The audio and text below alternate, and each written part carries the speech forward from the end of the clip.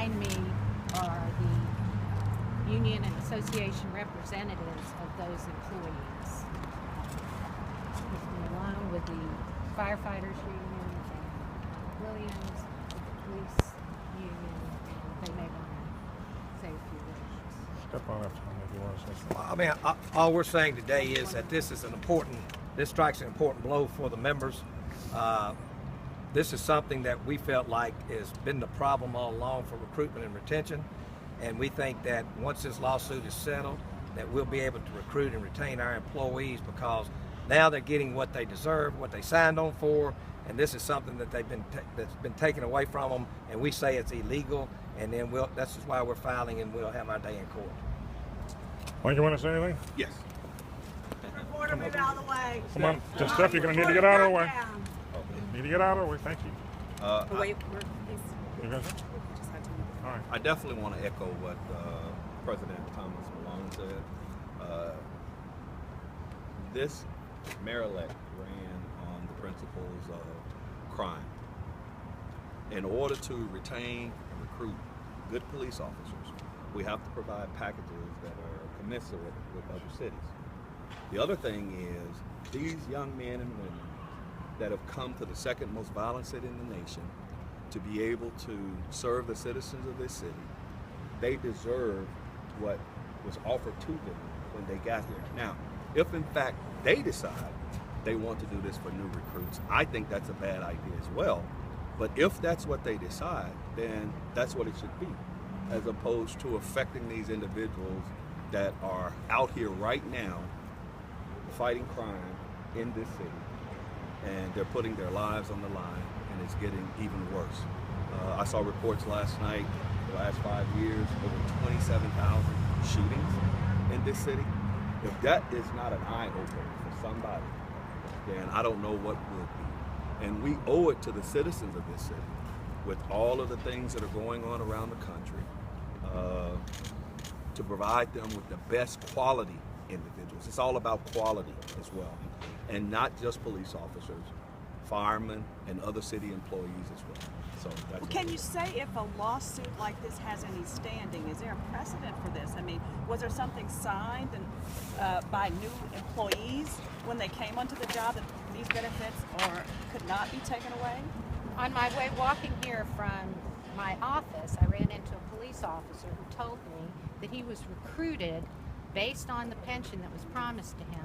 He was a lateral transfer from another department, and he had less than 7 years, and he was going to be affected by this. He came here because of the promise of a defined benefit pension plan, that he would have a certain pension when he left. And it's our position that when you've accrued rights, which all present employees have, that you cannot take them away. You cannot change the rules in the middle of the game. And that is exactly what has happened here. And yes, there is precedent that you can't do it unless it's going to improve the pension fund. And what the city council did was not done to improve this pension fund. This pension fund is in good shape. There's nothing, it's not broken. It was done for political compromise reasons. And we believe it's unfair and illegal. I thought that same argument was used last year in court when it came down to the benefits concerning insurance, and the judge ruled that they can make the changes. Health insurance benefits are completely different. Health insurance benefits are, you don't vest in health insurance benefits. And there's different law that applies to pension plans than applies to health. But if you'll notice, in all of the places that have done these type changes, they've done them for new hires. They've not done it for incumbents. That's correct. And so we also think that there's state statute that addresses that. And based on that fact, this is why the lawsuit was filed, because we felt like that the state statute that is in place gives the cities, if needed, certain ways to make changes. This part does not meet that standard, we think. And also the bottom line is we have one of the most solvent pensions out of the whole NCPERS, which is over 500 public sector pensions. We have one of the most solvent pension plans in the whole United States and Canada. We believe it violates equal protection. What's the difference between a police officer or an electrician or a sanitation worker that has 8 years of service and one that has 7.25 years of service. Why did you distinguish between the two of them and treat them differently? Well, that was a compromise plan, wasn't it? I mean, Exactly. it was originally they were That going is- and then it- put them all, everybody That's in exactly there. right. It was a political compromise, but that's not a legitimate legal reason for doing something. Well, their argument was it saves the pension. It's safe because the pension was in doesn't need to be saved. The What- pension, What can you say about the state of the pension then? If the you don't- pension is in good shape. Any difficulties with the pension were caused by the city itself by not making the required contributions. So then they're going to come back after the fact when they didn't do what they were supposed to do and take it off the backs of the employees. And you can't do that when you have employees that came to the city and have been working for the city based on the promises that were made to them that they would be in this pension plan and they would have a pension when they retired. You know, police officers, firemen, electricians, they do this as a career. They don't, it's not a job that they're going to come to and work 2 years and then leave. And that's what a 401k is for. 401ks, yes, they're portable and they're popular in the private sector, but that's where employees can move around. That's not what you want for your city employees. And tell don't us why forget about this Social hybrid Security, plan- right? And we do not have Social Security. That is, of course, the other thing. One of the reasons we think that it won't work is because your retirement date is based upon the stock market. And in our situation here, you've got long-term planning. And if you look at what the city has done, they've arbitrarily underfunded the pension plan, and it's still, even with that happening for all these years, it's still in the high 80% funded. The national standard is 80% up. We're in the high 80%. As I said, we're one of the most we're one of the most conservative investment pension funds in the country, and we're also now one of the most solvent. And everybody's acknowledged that. This is just strictly more of the city not wanting to pay the little part that they've been paying. But you know what? They already pay less than they pay into Social Security. Every company in this city puts more into the pension fund than the city's been putting into our pension fund.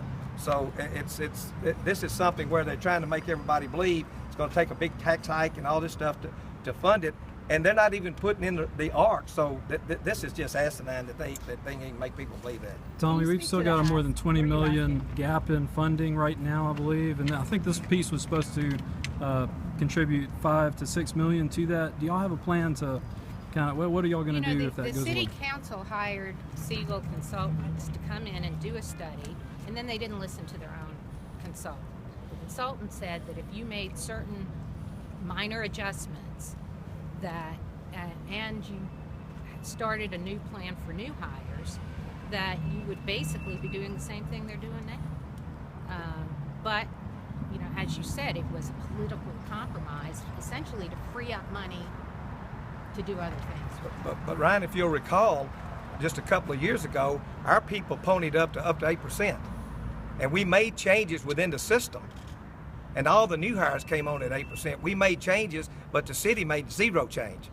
All these changes you've been hearing about, and all this money they're talking about they're putting in, we've not seen it get in there yet, and we've not seen the provisions that they've made to apply this. But the employees were starting to apply this right off the bat. And if you'll remember, what that said was that would generate over $50 million.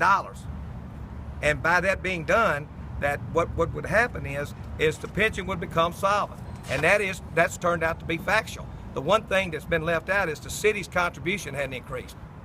Are you guys looking for a restraining order here to stop this thing? And how soon do you want to get in We court are and get looking this for done? an injunction. We Okay. certainly want to stop the implementation of the new plan for present. Which for is incumbent expected? employees. When is expected? When's the implementation begin? It's supposed to be July July 16th. So you've got some time. 2016. Yeah. Yes, Have you that's all- why we're filing it. Have you all put the mayor and the mayor-elect on notice about this filing of the lawsuit? Not specifically. I mean, I think they knew this was coming from the get-go because when it was done, we told them it will be challenged. I did call the mayor-elect Strickland. I did not get him, but I just let him know that this was not anything that wasn't planned. It's not because of his election. I called him this morning. As far as Mayor Wharton, Anyway, we told him you need- right off Ryan, the you need to bat back that off, we man. would file it. It was just a Back matter of off, getting back off. You got everything 2 in order. cameras right here. And it took a little bit longer than we anticipated, to be quite honest. Okay. We want to get it right. Thank you guys. Thank you guys so much. Thank y'all. We appreciate it.